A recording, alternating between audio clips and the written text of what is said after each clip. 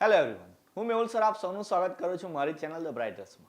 તો આજના વિડીયોની અંદર આપણે ડિપ્લોમા સેમેસ્ટર 2ના સબ્જેક્ટ ફિઝિક્સની અંદર બીજી ટાઈપના જે ઇમ્પોર્ટન્ટ ન્યુમેરિકલ એટલે કે દાખલા જેનો અભ્યાસ કરીશું. ઓલરેડી એક સ્લાઇડ અપલોડ કરી દીધી છે જેની અંદર આપણે લિસ્ટ કાઉન્ટ એટલે કે લઘુત્તમ માપ શક્તિ એટલે કે લમાસા શોધવાના દાખલા જોયા હતા.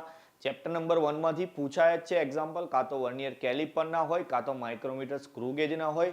બહુ જ સહેલી મેથડથી શીખવાડે છે, ના જોયો હોય પહેલાં એ જોઈ લો. એના કરતાં બી સહેલી મેથડ હવે આપણે આ વિડીયોમાં જોઈશું. ટાઈપ નંબર 2 છે લગભગ ચોથા ચેપ્ટરમાંથી. ઓકે, ચોથા ચેપ્ટરની અંદરથી આ એક દાખલા પૂછાતા હોય છે. જોઈ લઈએ આપણે ટાઈપ 2 ની અંદર કયા દાખલા કરવા. તો એની પહેલાં જે ફોર્મ્યુલા યુઝ થશે પહેલાં તમને બતાવી દઉં. ફોર્મ્યુલા જે છે એ ફોર્મ્યુલા છે તમારી v is equal two n lambda વાળી.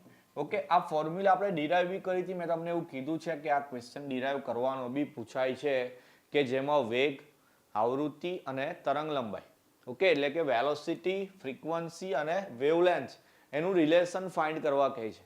અહીંયા હું તમને બતાવીશ કે ક્વેશ્ચન કેવી રીતે પૂછાય છે, એના દાખલા કઈ રીતે હોય છે. તો સૌથી પહેલા આપણે સમજી લઈએ કે v એટલે કે જે વેલોસિટી છે એની એટલે કે વેગ છે, એ વેગનો SI unit metre per second હોવો જરૂરી છે.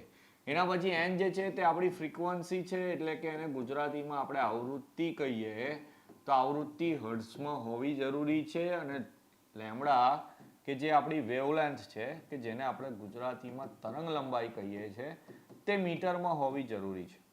તો v equal to n lambda છે, એમાં દરેકના નામ તો ખબર હોવા જરૂરી છે જ, પણ એની સાથે સાથે એના યુનિટ એટલે કે એના એકમ બી ખબર હોવા કમ્પલસરી છે. તો દાખલામાં જો એ લોકો બીજા કોઈ યુનિટમાં આપે તો આપણે એને થોડું કન્વર્ટ કરવું પડશે. બહુ જ સહેલું છે, એ બી તમને હું બતાવી દઈશ. તો પહેલા ફોર્મ્યુલા યાદ રાખી લેવાની, કઈ વસ્તુને શું કહેવાય એ જોઈ લઈએ. તો પહેલો એક્ઝામ્પલ બતાવું કઈ રીતે એક્ઝામમાં પૂછાય છે. તો એવું કે ધ્વનિના એક તરંગની તરંગ લંબાઈ 0.017 મીટર છે અને તેનો વેગ 350 મીટર પર સેકન્ડ હોય તો તેની આવૃત્તિ ફાઇન્ડ કરો. ચાલો ઇંગ્લિશમાં એવું છે કે અહીંયા વેવલેન્થ આપી છે તમને, વેવલેન્થ, અહીંયા વેગ એટલે વેલોસિટી છે અને તમારે ફાઇન્ડ કરવાની છે ફ્રીક્વન્સી. ઓકે, ફોર્મ્યુલા જરા દેખો ફરી એકવાર. ફોર્મ્યુલાની અંદર ત્રણ વસ્તુ છે, v, n અને લેમ્બડા. તો એમાંથી તમને કોઈ બી બે વસ્તુ આપેલી હશે, ખાલી ત્રીજી વસ્તુ ફાઇન્ડ કરવાની. એટલે કહું છું બહુ ઇઝી એક્ઝામ્પલ છે. ચલો અહીંયા જે આપેલું તે પહેલા લખી દઈશું આપણે કે હિયર અથવા તો અહીં શું શું આપેલું છે. તો કે તરંગ લંબાઈ આપી છે એટલે લેમ્બડા આપેલી છે 0.017 મીટર. જો આનો યુનિટ મીટર છે એટલે વાંધો નથી. વેલોસિટી આપેલી છે v 350 મીટર પર સેકન્ડ, તો આ બી એના એસઆઈ યુનિટમાં જ છે. તો લખવાની પહેલા formula from v is equal two n lambda. ચાલો કઈ કઈ વસ્તુ આપી છે તો કે v ને લેમ્બડા આપેલા છે. n ફાઇન્ડ કરવું છે તો n ને એની જગ્યાએ રહેવા દો. તો v ઉપર છે ને આ લેમ્બડા કઈ આવી જશે, નીચે આવી જશે. તો therefore n is equal two v ની વેલ્યુ લખો 350 અને નીચે લેમ્બડાની વેલ્યુ લખી દો 0.017. કેલ્સીમાં કરી દો એટલે આન્સર આવી જશે. એક મિનિટ, કેલ્સી તો છે નહીં, ફોનમાં કરીને આપણે આન્સર લખી દઈએ. એનો આન્સર આવશે અહીંયા 350 ડિવાઈડ બાય 0.017. ચલો એનો આન્સર આવે છે 20588. પોઈન્ટ આવે છે પણ આટલું લખી દઈએ તો આ હર્ટ્ઝ જે છે એની ફ્રીક્વન્સી આપણને મળી.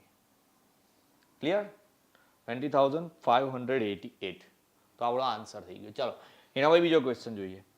શું કહે છે? Find the wavelength of a sound wave with a frequency of 440 hertz and a velocity of 330 metre per second. 440 આવૃત્તિ વાળા અને 330 મીટર પર સેકન્ડ વેગ ધરાવતા. જો આવૃત્તિ અને વેગ એટલે કે ફ્રીક્વન્સી અને બીજું આપ્યું છે વેલોસિટી. તો પહેલા લખવાનું જે આપેલું તે લખી દો. હિયર શું આપેલું પહેલા ફ્રીક્વન્સી એટલે n લખી દઉં. તો n ઇઝ ઇક્વલ ટુ છે 440 હર્ટ્ઝ, તો એસઆઈ યુનિટમાં જ છે. વેલોસિટી આપી છે 330 મીટર પર સેકન્ડ, આ બી એસઆઈ યુનિટમાં છે. પહેલા ફોર્મ્યુલા લખો from v is equal two n lambda. શું ફાઇન્ડ કરવું છે? લેમ્બડા. તો v એની એક જગ્યાએ, n આવી જશે નીચે. ફોર્મ્યુલામાં વેલ્યુ મૂકી દઈએ તો v ની વેલ્યુ છે 330 અપોન n ની વેલ્યુ છે 440. ચલો એને ડિવાઈડ કરી દઈએ. 330 ડિવાઈડ બાય 440 આન્સર આવે છે 0.75. 0.75 મીટર. તો આ મળી ગઈ વેવલેન્થ. ભાઈ 3 માર્કમાં પૂછાય એમસીક્યુ ટાઈપ એક્ઝામ્પલ કહેવાય કે જ્યારે અહીંયા ગુણાકાર કે ભાગાકાર જ કરવાના છે આપણે, બરાબર. કાં તો મલ્ટિપ્લિકેશન આવશે કાં તો ડિવિઝન આવશે. તો 3 માર્કની અંદર તો બહુ સહેલા આવે. ચલો બીજો એક બતાવી દઉં. પછી 2-3 જાતે કરવા આપીશ. જો આ એકવાર જીટીયુ ની અંદર 7 માર્કમાં પૂછાયેલો ક્વેશ્ચન છે. 7 માર્કમાં કેમ પૂછાયો છે તો સૌથી પહેલા એવું કીધું છે કે prove that v equal to n lambda. પહેલા પ્રૂવ કરવાનું પછી એક્ઝામ્પલ ગણવાનું. તો પ્રૂવ કરવાની થિયરી આપણે ચલાવેલી જ, પછી જેને ચેપ્ટર નંબર 4 ની થિયરી જોઈ ના હોય જોઈ લેજો. આ રીતે પૂછાય તો બંને ભેગું કરીને લખવાનું તો 7 માર્ક તમને આરામથી મળી જશે. ચાલો ક્વેશ્ચન જોઈએ આગળ શું કહે છે. Sound wave having velocity of 340. Okay ચલો આ રીતે પહેલા વેલોસિટી એટલે વેગ લખી દઈએ. તો here v is equal to 340 metre per second. Okay આવૃત્તિ આપી છે એટલે ફ્રીક્વન્સી આપી છે n2500 hertz. Then find it's તરંગ લંબાઈ એટલે કે વેવલેન્થ ફાઇન્ડ કરવાની છે. ઓકે વેવલેન્થ એટલે લેમ્બડા ફાઇન્ડ કરવાનું છે. તો પહેલા ફોર્મ્યુલા લખીએ v is equal to n lambda. લેમ્બડાની ફોર્મ્યુલા બનાવો v by n થઈ જાય તો lambda is equal to v340 upon 2500. ચલો કરી દો કેલ્સીની અંદર 340 ડિવાઇડ બાય 2500 તો આન્સર આવ્યો lambda is equal to 0.136 metre.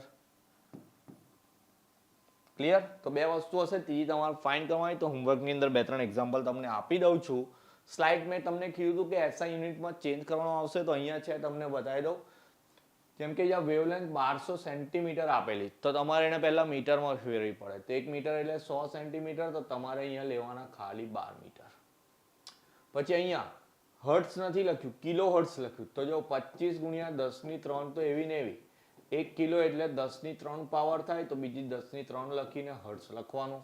તો આ તમારી ટોટલ ફ્રીક્વન્સી છે અને આ છે તમારી વેવલેન્થ.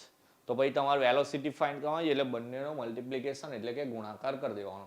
પછી ફરી દેખો અહીંયા કિલો આવ્યું તો કિલો આવે એટલે 10⁻³ લખી દેવાનું. આ તો મીટર પર સેકન્ડ જ છે એટલે બરાબર છે. આમાં મીટરમાં આપ્યું છે પછી અહીંયા એમ લખેલો છે. એમ એટલે મેગા થાય તો મેગા હર્ટ્ઝ હોય તો 10⁻6 લખવાનું. ચલો બે વસ્તુ યાદ રાખવાની.